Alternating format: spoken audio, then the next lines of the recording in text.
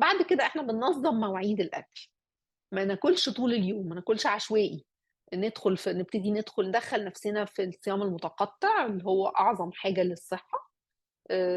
شويه بشويه، مش لازم نبتدي ب 16 ساعه صيام ولا كده، نبتدي سنه بسنه سنه، نزق الفطار شويه، نبدر العشاء شويه، ساعه من هنا وساعه من هنا، ونمشي على كده مده طويله، مفيش مشكله خالص. نشيل السناكس الكتير، نشيل الرمرمه والعك اللي في النص، وناكل وجبات، 3 وجبات، 4 وجبات، يعني او وجبتين كبار، 2 سناك، و...